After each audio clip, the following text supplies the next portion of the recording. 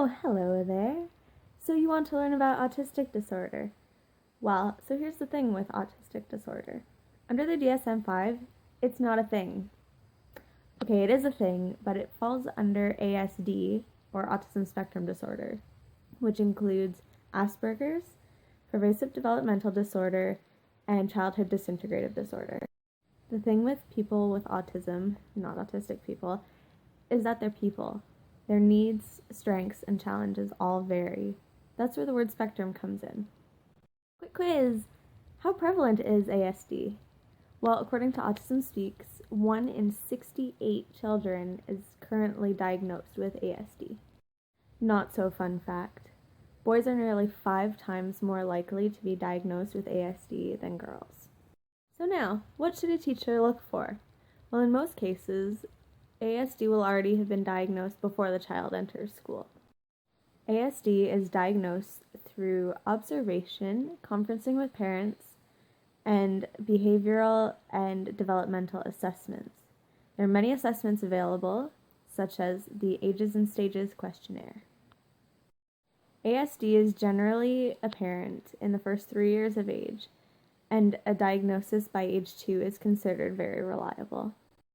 ASD is characterized by 3 main components: social interactions, communication, and behavior.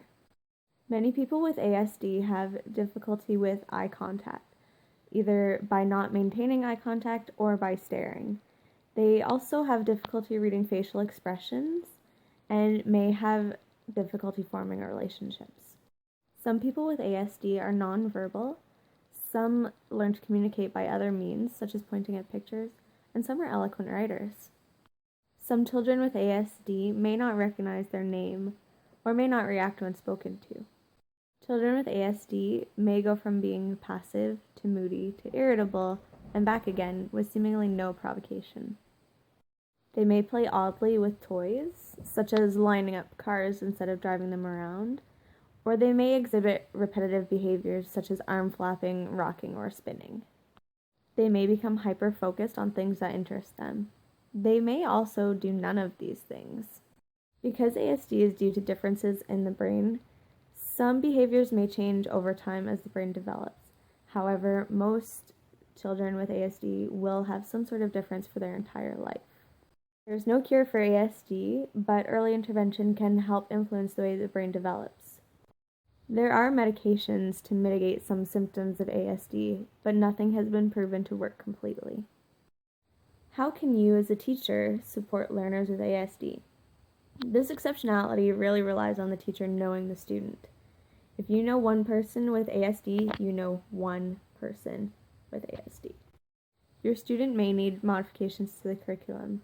They may also need environmental accommodations for sensory, such as audio, visual, or tactile sensitivities. They may just need to present their knowledge in a different way. 40% of people with ASD have average or above average intelligence, and they tend to have excellent musical and visual skills. Some students may need highly structured routines. Some may also need alternative programs such as self-care, communication, and social skills. Because children with ASD tend to have difficulties with social situations, careful planning of groupings is important. It is also necessary to be aware of any potential bullying. Children with ASD are likely to be bullied, and in fact, a study of over 1,100 children showed that 63% had reported being bullied. Children with ASD are likely to be antagonized and intentionally triggered into aggressive behavior and meltdowns. Lately, you may have seen many cases coming to light of children and teens with ASD being terrorized verbally and physically.